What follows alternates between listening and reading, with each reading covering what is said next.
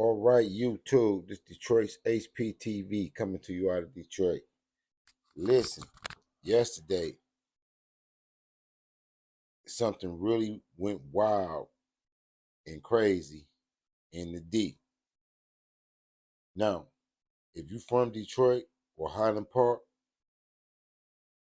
you know there's always a guy in a wheelchair with no legs and one arm panhandling, getting donations. So people stop and they give him money because the man has no legs and he only has one arm. So yeah, people give him donations because when you see him, it's gonna do something to you. But he be there for years, for years. Anybody know that area? Know that the brother used to be out there, and he would sometimes stop traffic if somebody stopped to give him something. Everybody behind that person would stop and give him something on 8 Mile. So they have a theory of what happened here, and I'm gonna tell you what I think happened at the end of this. But watch this story, and Detroit, you take a black eye for this one, for sure. Check out the story. It's for fair usage under the 1976 Copyright Act.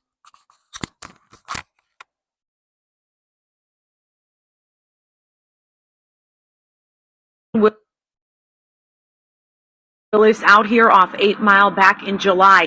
He had been shot, targeted.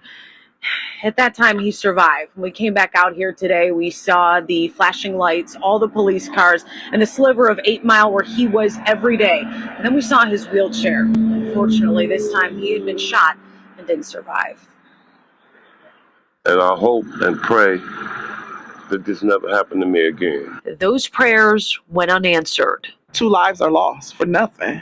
If you know 8 Mile near the Southfield on Detroit's west side, you know this man, a double amputee, a panhandler, same spot every day. You watched the news last night? I was the one. Back in July, he was shot, a graze to his neck. That's where we learned he's a 64-year-old veteran with a name, Clayton Willis. I don't bother nobody. Like I said, I'm just out here to keep my bills paid. Lost both of his legs to frostbite in 2000.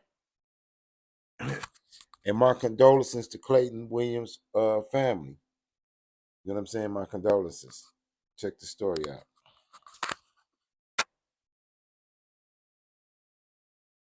Stroke within the last couple of years, giving him use of just one of his hands. Remember that for later. He claimed the sliver of 8 Mile as his own, even out there hours after being shot the first time. Why would you mess with a handicapped person that ain't got no leg? You know I can't do nothing. It's chilling playing that back. An empty wheelchair, Clayton's wheelchair, on a blustery winter Wednesday, surrounded by police. It's hard to sift through what happened at this point. Homicide investigators say the black Charger pulled up. The working theory at this point, that driver had a gun. Words were exchanged between the driver and Clayton. A shot was fired, then a struggle for the gun. Even in Clayton's physical state, he fought back. 5 or 6 rounds went off, killing them both. The driver dead on scene. Clayton later at the hospital. He was very respectful and very grateful for the things that we gave him. I see him all the time. This is my route. So, he was a good guy. Last summer, Detroit police told us he was one of 4 panhandlers between May and July that had been shot at or threatened with violence in that specific area. They suspected then it was a turf war, but that the suspect was not even a panhandler. It went unsolved. That theory could fit here too. In my interactions with him, he didn't bother anybody. He just was hanging out. He wasn't aggressive. Most panhandlers, they not. All they want to do is eat, sleep, and be somewhere warm. The last word in this story goes to Clayton, referred to as the victim by Detroit police. The Lord on my side. Jesus watches me. I pray every time I come out here. You want to be great? You need to sacrifice. Wow, my condolences to the family again. But somebody around there knew. I mean, like everybody know he be there. They know he panhandled there and he hustled there, so he always had money. You know what I mean?